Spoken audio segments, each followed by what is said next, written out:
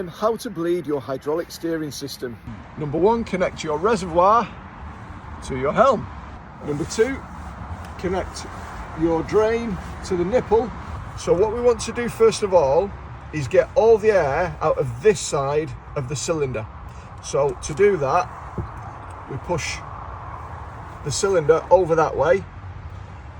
Now this engine is in a left-hand turn.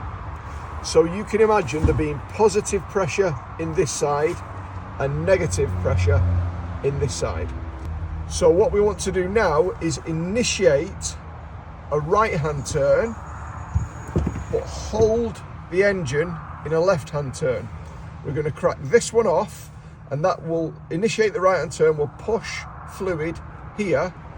It won't be able to go into the ram, into the cylinder, because we're holding it over.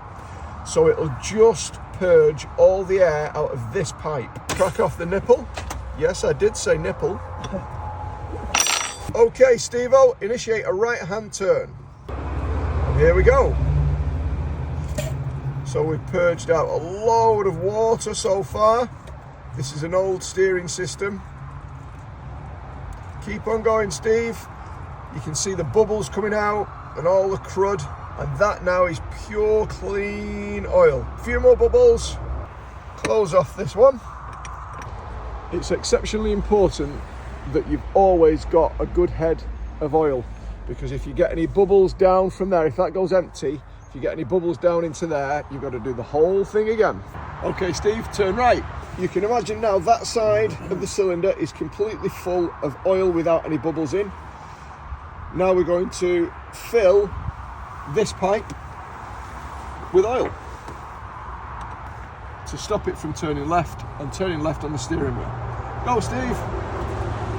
Oh, look at all that good stuff coming out. Last few little bits of bubbles.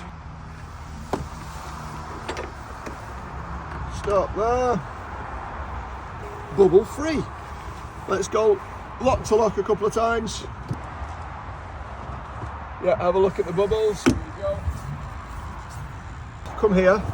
The acid test is how much this ram moves along here when you try to move it by hand, and you want less than ½ an inch of movement. The helm cap back on, and we're going to call that job done. Hope that helped you.